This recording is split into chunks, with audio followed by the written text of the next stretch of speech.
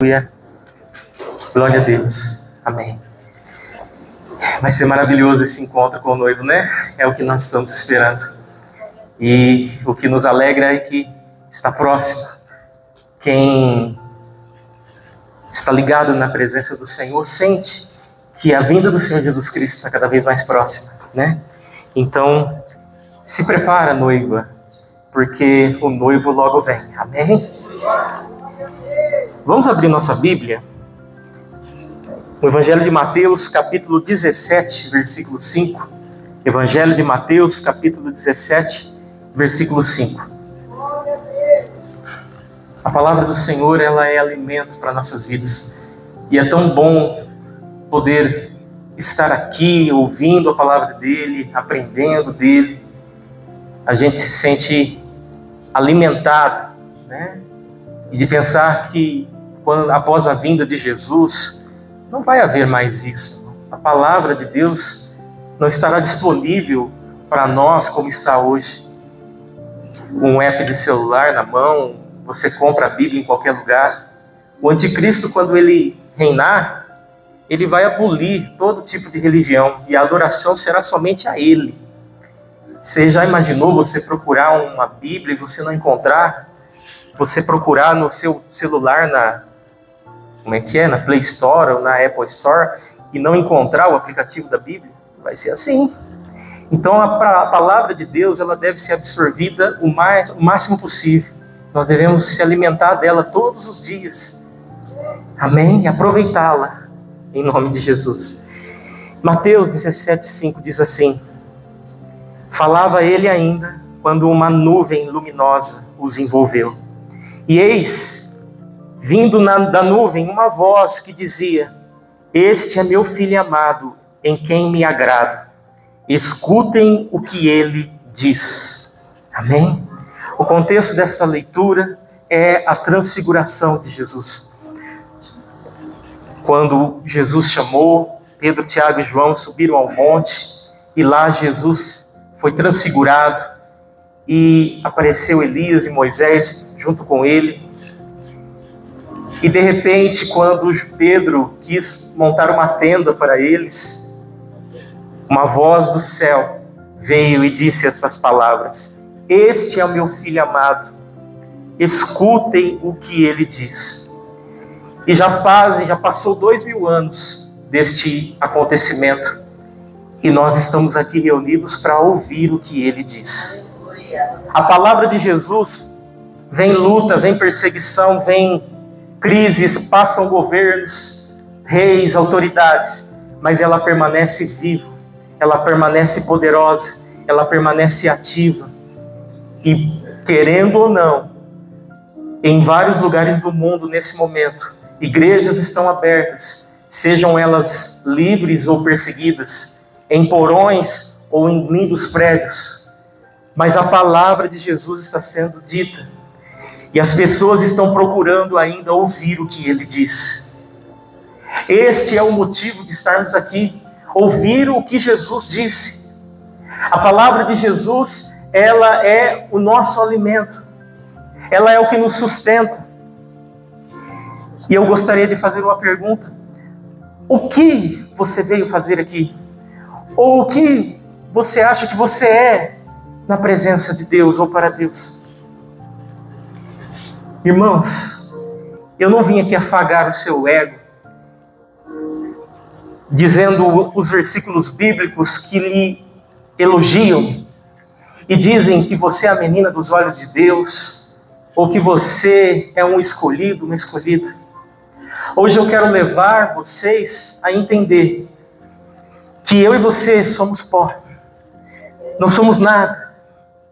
E se não fosse as misericórdias do Senhor para nos sustentar e para nos trazer aqui, para ouvir as palavras de Jesus, nós não estaríamos aqui. Cada um de nós tem uma história.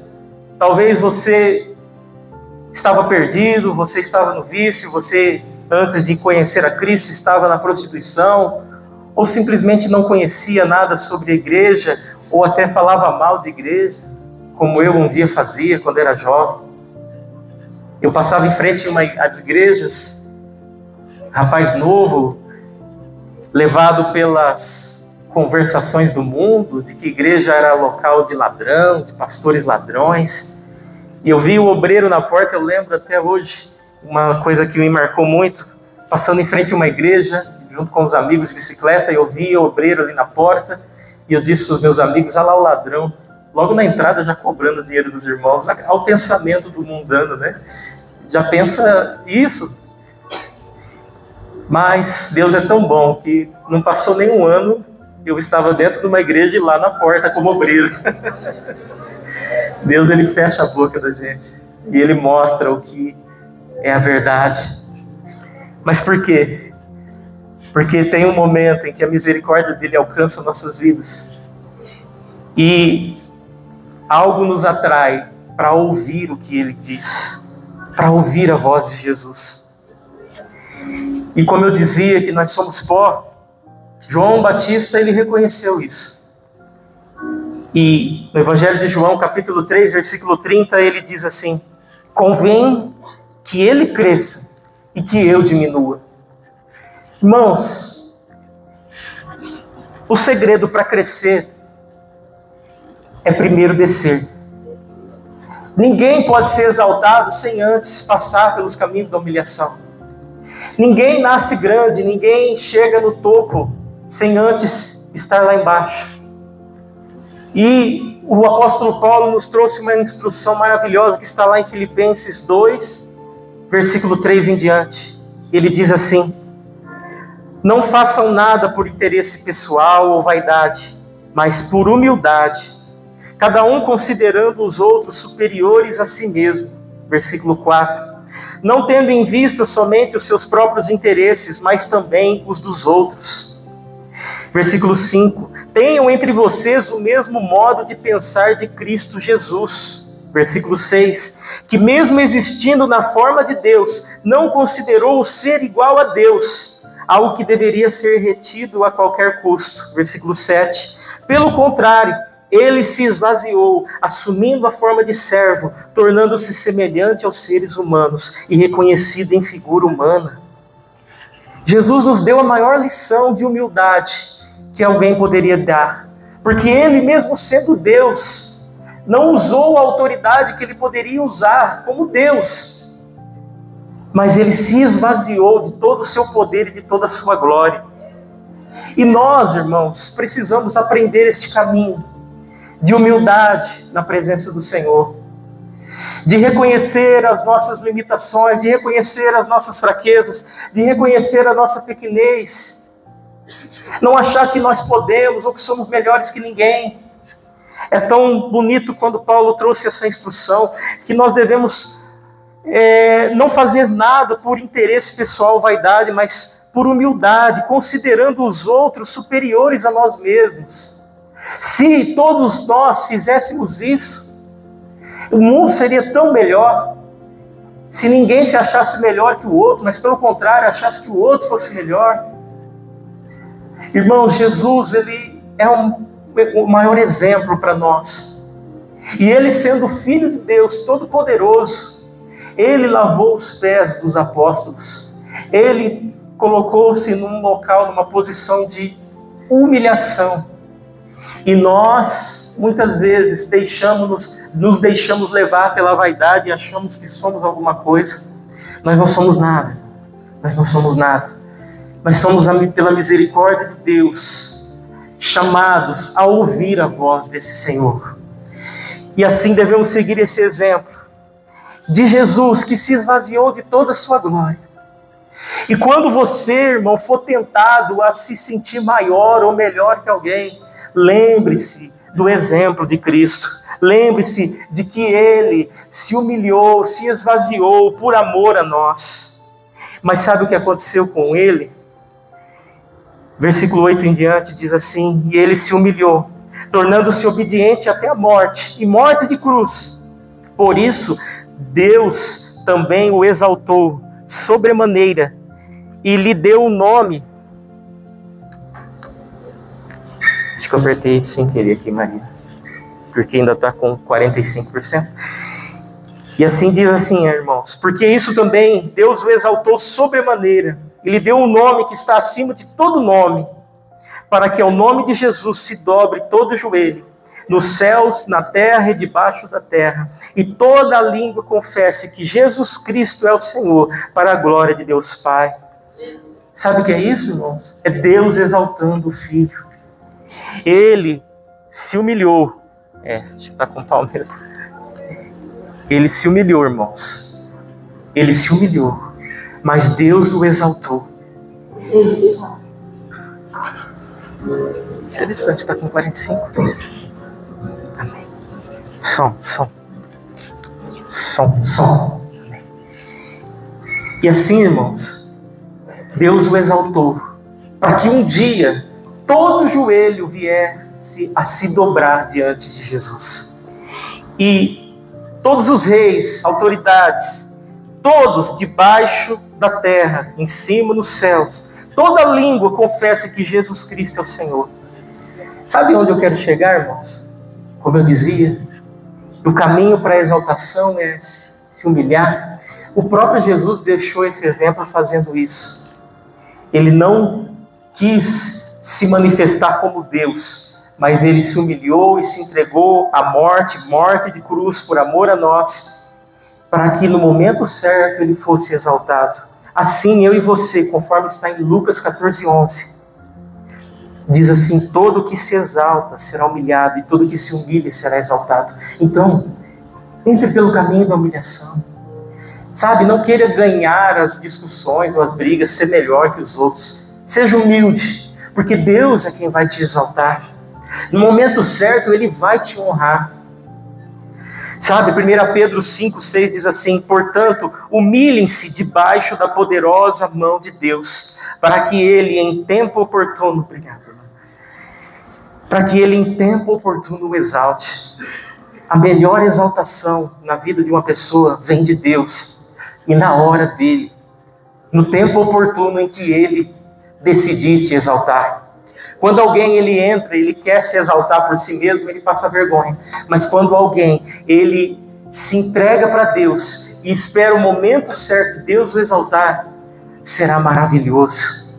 E assim, meu amado irmão, minha amada irmã, Cristo, Ele tem, com certeza, o tempo para você, para te colocar lá em cima. Talvez você está humilhado por alguma situação da tua vida.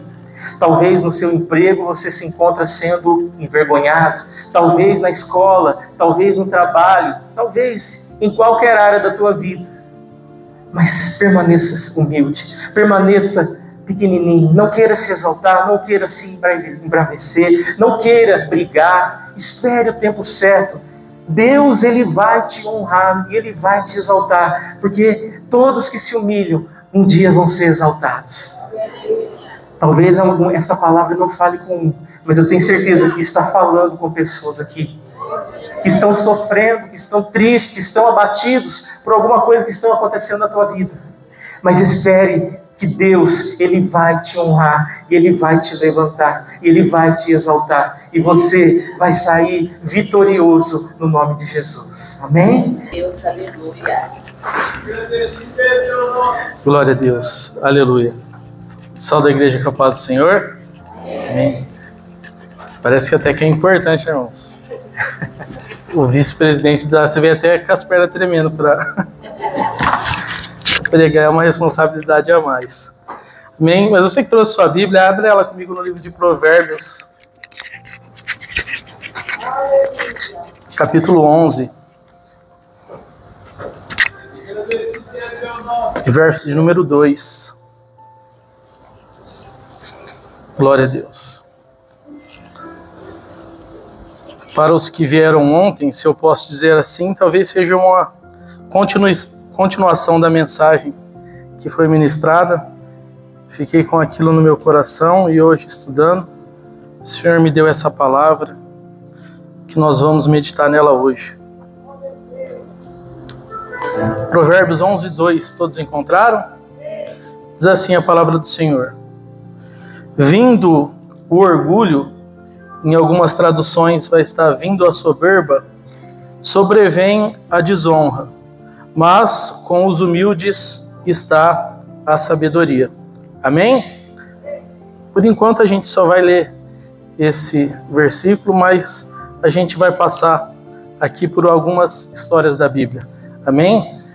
Irmãos, hoje eu vou estar ministrando sobre o orgulho, né? Depois do que aconteceu aqui ontem, né?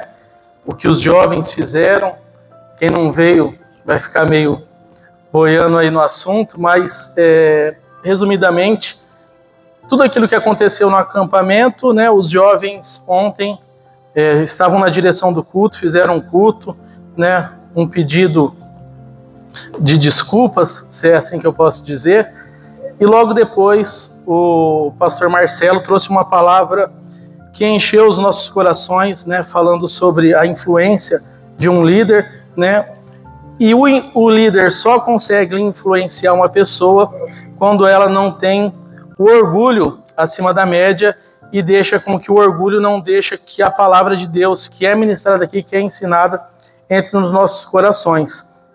Então, hoje eu resolvi trazer essa mensagem para que, se algum de nós ainda sofre com esse mal, é preciso mudar, e só com a ajuda do Espírito Santo que a gente vai conseguir. Amém? Segundo o dicionário Aurélio, irmãos, a palavra orgulho quer dizer sentimento de prazer, de grande satisfação com o próprio valor, sentimento egoísta, excesso de amor próprio, arrogância e soberba. Essa é a definição da palavra orgulho. E olhando para a definição, a gente já consegue entender que até tem um orgulho bom, né? Mas pela própria definição a gente vê que é no máximo aí 20%, né? Os outros 80% dessa definição, o orgulho não é tão bom assim, né? Por exemplo, eu posso dizer que eu tenho orgulho em ser líder de jovens, e isso é normal. Mas se eu dizer que eu sou o melhor líder de jovem que já existiu, seria arrogância ou soberba, né? Para quem ministra a palavra, eu posso sentir a satisfação de uma mensagem, eu transmitir aquilo que Deus colocou no meu coração. Mas já imaginou eu chegar aqui e dizer que eu tenho orgulho, porque se subir qualquer outra pessoa aqui, não vai ministrar como eu, não vai ministrar melhor que eu. Então, tenho o orgulho de estar fazendo alguma coisa, mas não pode ser um orgulho que menospreze as outras pessoas, né? Não, eu faço, eu sou melhor, se você fazer, você pode até fazer, mas melhor que eu não, né? E em uma pesquisa, irmãos, ontem, eu fui com essa palavra no meu coração, a pastora fez o convite para mim estar ministrando, a pastora não está aqui hoje, irmãos, porque ela está ministrando em outra igreja, tá? Ela teve um convite para ir ministrar em uma outra igreja e é por isso que ela não está aqui hoje. Então a pastora me fez o convite para estar ministrando e eu estava até preparando outra mensagem, mas com a palavra que veio ontem, acabou Deus enchendo meu coração com isso.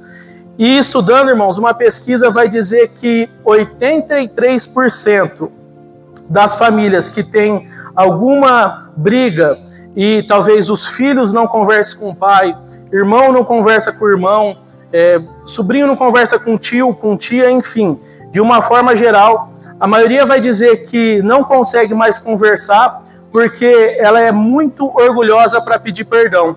Ou a pessoa com quem ela teve uma discussão é muito orgulhosa e não deixa ter essa aproximação novamente. Então, aí de uma pesquisa de 100%, 83% das pessoas dizem que na sua família, quando tem alguma briga ou alguma discussão, tem o problema com o orgulho, porque a pessoa se sente maior que a outra e no direito de não querer mais conversar, porque não, o que você fez para mim não tem desculpa, eu jamais faria assim, eu não faria isso, eu não faria aquilo, né? Eu sou melhor que você nesse aspecto, nesse sentido, então pronto, para mim já não tem mais conversa. E aí a gente vê, irmãos, não só dentro da igreja, mas fora, pessoas que ficam anos e anos sem se conversar, pai e filho que ficam anos e anos sem se conversar, e aí vai ter uma reaproximação só no momento de partida, no momento de morte ali, no momento de luto,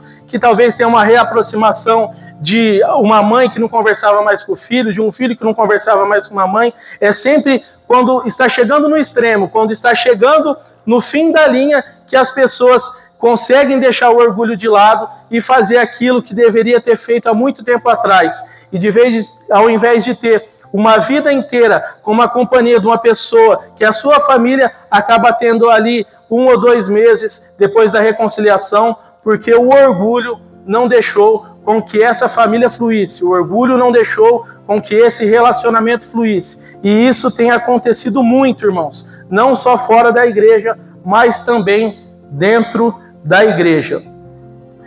E a grande verdade, irmãos, é que isso está acontecendo muito porque uma palavra com 6 sílabas e uma com 8 está a cada dia mais difícil de ser escutada, que é a palavra perdão e a palavra desculpa. Como hoje em dia as pessoas têm dificuldade de reconhecer um erro, afinal, não foi culpa minha, foi fulano. Eu não quero nem saber disso, fala com ciclano. Quando seria muito mais fácil dizer, olha, me desculpa, me perdoa, vamos consertar isso e vamos resolver esse problema. Mas a grande dificuldade hoje em dia, irmãos, é que as pessoas têm dificuldade de reconhecer o erro. As pessoas têm dificuldade de dizer, eu errei. Né? Uma palavra tão curta, mas as pessoas têm muita dificuldade em reconhecer o erro. Acaba jogando o erro para um, acaba jogando o erro para outro, quando na verdade estava muito fácil de resolver. Era só dizer, eu errei, pronto, me desculpa, me perdoa, não foi de propósito, vamos consertar isso, a gente vai mudar isso e a gente vai continuar a nossa vida. Mas não, aquilo que era um copo d'água acaba virando uma tempestade. Por quê? As pessoas estão com dificuldade de assumir os seus erros e pedir desculpa, irmãos. Eu marquei aqui para estar falando, teve um acontecido que teve na loja, né? A gente está servindo material para uma obra um pouco grande, né? E teve um erro lá, irmãos, né? A pessoa pediu um material e foi de uma lista de acho que quase 22 itens, foi 21. E a gente errou, né? A gente acabou não enviando. A gente separou, mas acabou não enviando. Um erro, irmãos, que está suscetível a acontecer com qualquer um, né? E aí o encarregado da obra, o dono da obra, irmãos, mas me mandou mensagem me escorraçando, irmãos. Onde já se viu acontecer isso? Já faz 30 dias que eu pedi. E, irmãos, me falou um monte. Eu pedi desculpa. Eu, graças a Deus, não tenho dificuldade nenhuma, irmãos. Em quando erro, pedir desculpa, pedir perdão. Falei, olha, desculpa. Falei, não era o propósito, né? A gente não tinha intenção. Falei, pra gente era melhor a gente ter entregado. Falei, só que a gente errou, né? E ele falou, onde já se viu? Isso não pode acontecer. Você atrasa a minha obra. Enfim, irmãos, foi aquele tormento, né? E a semana passada, ele fez um pedido na loja, de novo, né? Das coisas que a gente tem que ceder, né? E ele pediu, acho que foi 30 peças, e era 3 peças que era para ir, né? E aí, ele fez o pedido errado. E aí a gente mandou as 30 peças, né? Só que o que ele fez? Ele me manda sempre uma foto, irmãos, das coisas que ele precisa. Ele foi e apagou a mensagem, né, que ele tinha me mandado. Só que ele me manda no meu celular particular. E para a gente separar, eu envio as coisas que ele me mandou no celular da loja para os meninos verem e poder separar. Quando ele falou que mandou errado de novo, eu falei, nossa, mas de novo a gente errou com esse cara? E aí eu fui olhar na conversa e eu vi que a mensagem tinha sido apagada. Aí eu fui e peguei o celular da loja. E aí eu vi que o erro não era nosso. A gente mandou o que ele pediu, 30 peças. E aí eu peguei a mensagem do celular, mandei para o meu e encaminhei para ele de novo. Falei, olha, na verdade não foi a gente que errou, né? Foi você que pediu essa quantidade de peças. E aí ele me mandou, nossa, tem como trocar? Aí eu só respondi assim, irmão, claro, todo mundo pode errar, traz aqui que a gente troca, né? Então, agora imagina se eu fosse uma pessoa orgulhosa, né? Não, agora você se vira com isso daí. O problema é seu, você errou, não podia ter errado. Onde já se viu errar, né? Então, Nós temos que ter a palavra branda, irmãos. Nós que conhecemos a palavra, temos que... A Bíblia diz que a palavra branda, ela desvia o furor, né? Então a pessoa vem brava, se a gente errou, irmãos, qual que é a dificuldade de falar, eu errei, me desculpa, né? Ah, não, mas a gente sempre quer passar a culpa, a gente quer passar o erro para frente. É difícil a gente assumir. Mas em nome de Jesus, hoje a gente vai entender que o orgulho só faz mal para a gente e não tem nenhum benefício nisso. Amém? Então eu marquei aqui, irmãos, alguns tópicos, algumas passagens onde o orgulho interferiu na palavra do Senhor, né? E o primeiro que eu marquei aqui, irmãos, não podia ser outro, não podia ser diferente, é Lúcifer, né? O orgulho de Lúcifer, irmãos, fez ele virar Satanás. Um anjo de luz virou demônio, né? Irmãos, Lúcifer, ele era, se é que eu posso dizer assim, a Bíblia diz que ele tinha um cargo elevado acima dos anjos e dos querubins, né? Ele tinha um lugar de destaque. Era ele que comandava ali essas partes dos anjos, né? Então, quando ele andava, a Bíblia diz que saía sons do corpo dele. Ele era ministro de louvor. Então, um anjo poderoso, chefe dos outros anjos, ministro de louvor. Só que o que aconteceu, irmãos? O coração dele se encheu de orgulho, se encheu de soberba, e ele vai achar que ele poderia fazer um trono e se sentar acima de Deus, e que a glória dele seria maior que a de Deus. E aí, todos conhecem a história, irmãos. Deus expulsa Lúcifer do céu, ele cai com a terça parte dos anjos, e aí, aquele que era o anjo de luz, agora vira um demônio das trevas. Então aqui já pode ficar a primeira lição, irmãos. Não é porque você faz alguma coisa boa, não é porque você tem algum cargo de destaque que você pode achar que a honra e a glória do que você faz é sua. Não, muito pelo contrário.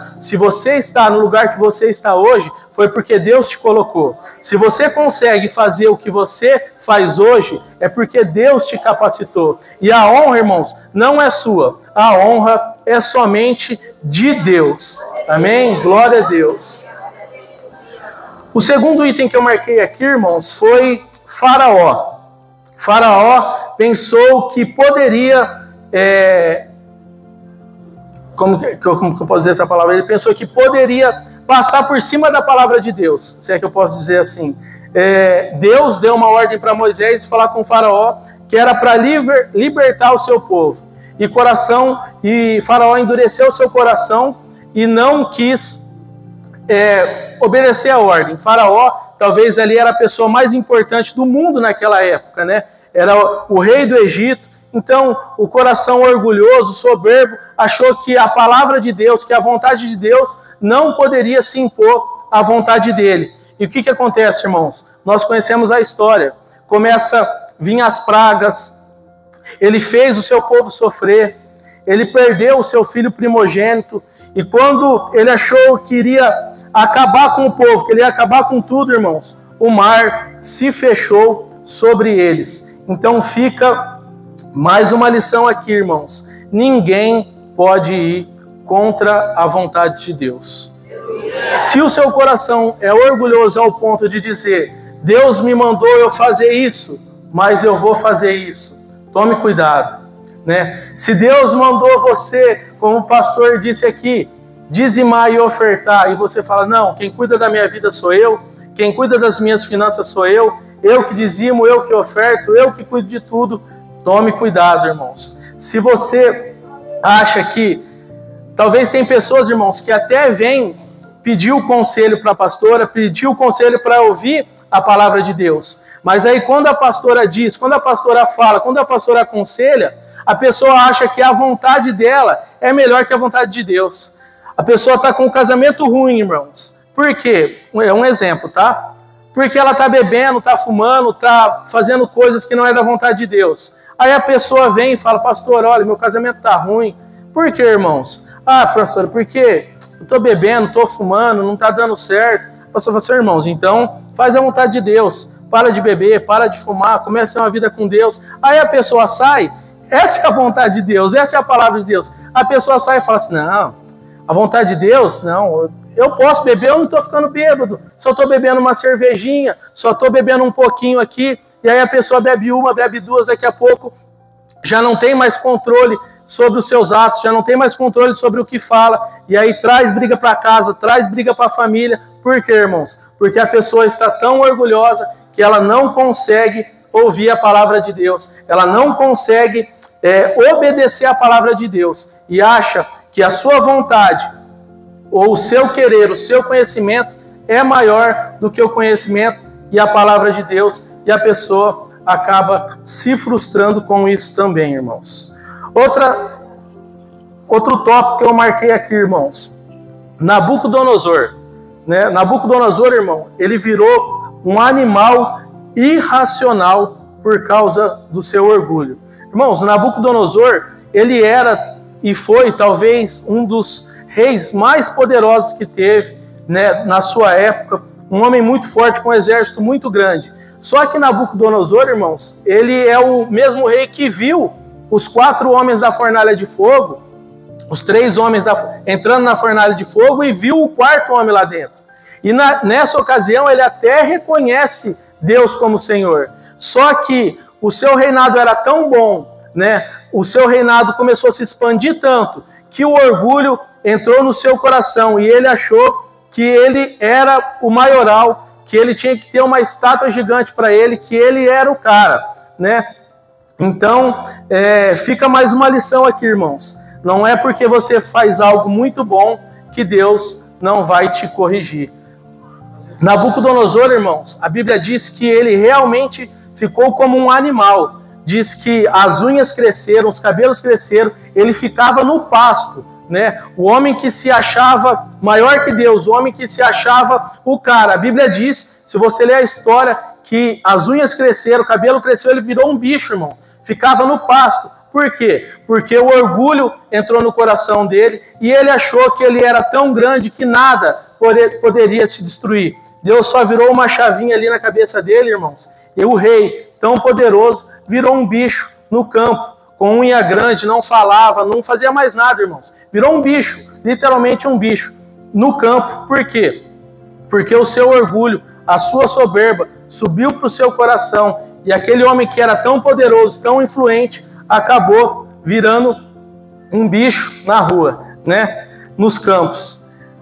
Eu tenho, irmãos, um testemunho que eu acho que eu já contei aqui na igreja, mas cabe aqui dentro dessa mensagem contar de novo, quando Deus quebrou o meu orgulho, né? Quando eu achava que eu era melhor que a pessoa, né?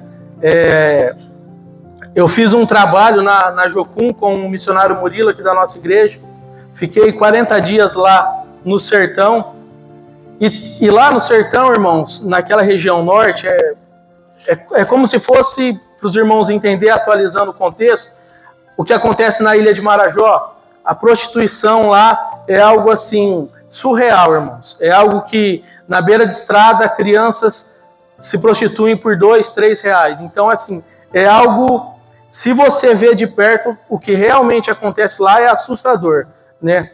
E lá, irmãos, as famílias pagãs, as famílias que não têm Cristo,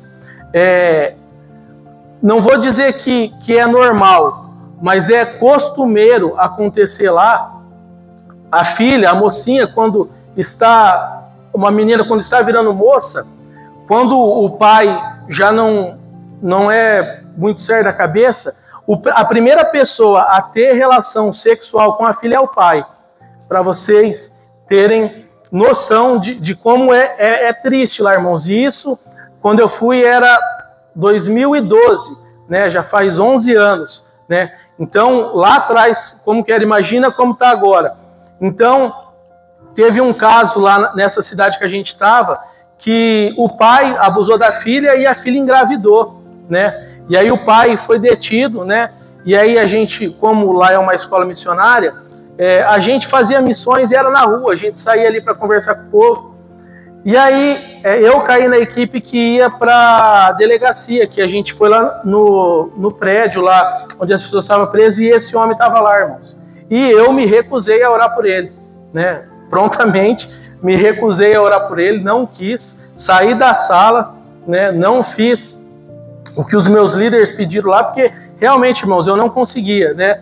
Só que aí passou os meus líderes na hora, viu que foi uma coisa constrangedora, né? Só que aí quando eu saí dali, meu líder veio e me perguntou, falou assim, olha, que diferença que tem do sangue que foi derramado por você para o sangue que foi derramado por ele? Qual a diferença de você que está aqui hoje salvo para aquele homem que talvez entrou aqui na igreja hoje, falou que só ia vir fazer uma oração? Qual a diferença da minha vida para ele, do preço que Jesus pagou? Será que o preço que Jesus pagou por mim é mais caro porque a gente está aqui ministrando a palavra? Não, irmãos, muito pelo contrário. O mesmo preço, é o mesmo sangue, e às vezes o nosso orgulho, o nosso instinto, a nossa intuição, talvez não deixe. E se eu orasse para aquele homem e ele se arrependesse, irmãos? Eu tenho isso na minha cabeça até hoje. E se fosse a minha oração que fosse fazer com que aquele homem aceitasse Jesus? Talvez eu possa ser cobrado por isso no dia do juízo final. Por quê? Porque o meu orgulho não deixou com que eu orasse por aquele homem. O meu orgulho não deixou que talvez a palavra de Deus entrasse no coração daquele homem. É claro que meus líderes oraram por ele lá. As pessoas que estavam oraram por ele. Mas a pergunta que fica, e se fosse a minha oração que ia fazer a diferença na vida dele? E se fosse a sua oração que vai fazer a diferença na vida da pessoa que você não está conversando hoje? E se for a sua oração que pode mudar a vida de uma pessoa, que pode fazer com que uma pessoa aceite Jesus? Será que o seu orgulho, a sua soberba de achar que essa pessoa não merece, vale o preço do sangue de Jesus? Será que essa pessoa talvez não está esperando a sua palavra, a sua oração para mudar a vida dela? Então é algo que a gente precisa refletir, irmãos. Até onde o nosso orgulho, até onde a nossa soberba de achar que a gente é melhor que alguém, de achar que a gente é mais importante que alguém, de achar porque eu estudei mais que essa pessoa, eu sei mais que essa pessoa. Irmãos, isso no dia do juízo final não tem validade nenhuma. Jesus quer saber as almas, irmãos. Cadê as almas? O que você fez? O que você pregou? O que você falou? É essa a mensagem que a gente está introduzindo aqui hoje. Outro que eu marquei aqui, irmãos. Agora uma pessoa que era orgulhosa, mas conseguiu ser salva porque deixou o seu orgulho de lado. Eu falei sobre isso na live. Naamã, irmãos. Naamã era um homem muito influente, um homem poderoso, um chefe de exército, né? Só que leproso. E a Bíblia diz que ele vai até o rei sabe que em Israel tinha um profeta de Deus, ele vem falar com o rei, né? O rei não podia fazer nada, mas o profeta chama, e o profeta dá um trabalho simples, irmãos. Alguma coisa simples. O profeta nem atendeu ele, na verdade. O profeta falou assim, olha, vai lá, fala para ele mergulhar 7 vezes no Rio Jordão, que ele vai ser curado, né? Só que o que acontece? Naamã era um homem poderoso, Naamã era um homem influente, rico, e quando ele recebe essa palavra que ele tinha que mergulhar no Rio Jordão, a primeira coisa que ele fala assim, mas lá onde eu moro tem rio muito melhor, muito mais limpo, por que eu não mergulho lá? Né? Olha o orgulho no coração dele, eu não vou fazer isso. Né? Mergulhar nesse rio sujo, fazer isso, eu tenho influência, eu tenho poder, eu não preciso fazer isso, eu vou embora. E realmente ele estava indo embora. Só que quando ele está indo embora, os seus servos falam assim, olha, se o profeta tivesse mandado você fazer uma coisa muito difícil, você não faria? Se ele está falando para você mergulhar 7 vezes no Rio Jordão, não custa nada tentar. Vai lá e mergulha.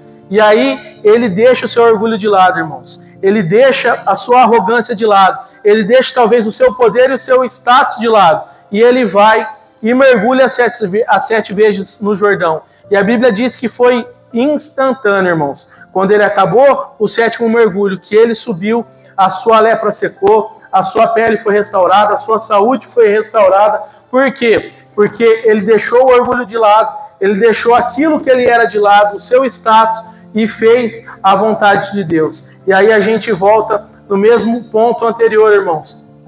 O que você precisa deixar de lado para realmente fazer a vontade de Deus?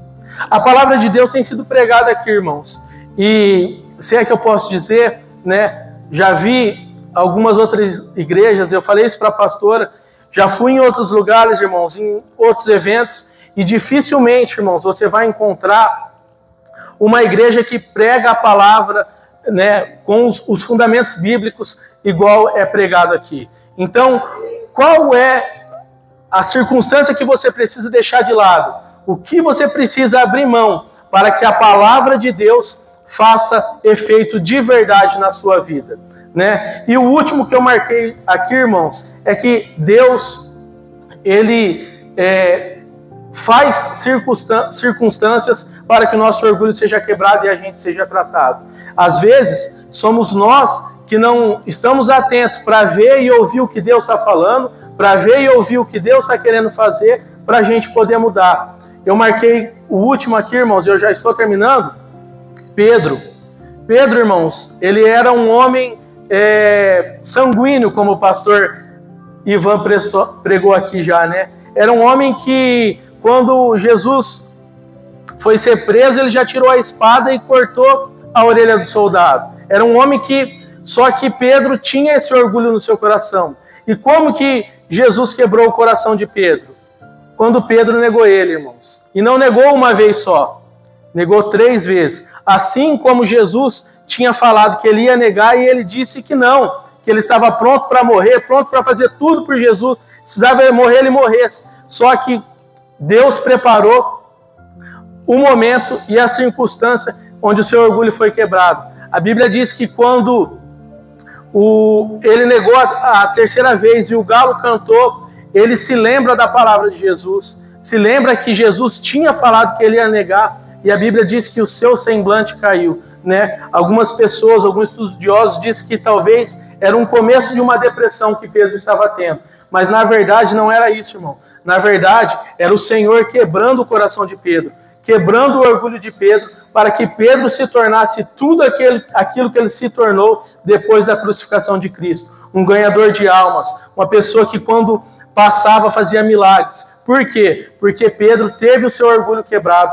Pedro teve a transformação que ele precisava no agir de Jesus. E Jesus está fazendo, irmãos. Jesus continua fazendo, Jesus continua trabalhando, Jesus continua querendo quebrantar. Só que a pergunta que fica: você tem deixado o quebrantamento de Jesus chegar para a sua vida? Ou será que o seu orgulho tem impedido o agir de Deus? Se coloca de pé, por favor.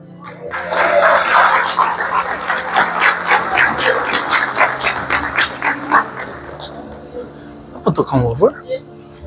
Dá para tocar um louvor? Chama a banda? Deixa eu chamar o Ministério de Louvor para tocar um louvor aqui, enquanto a gente ora.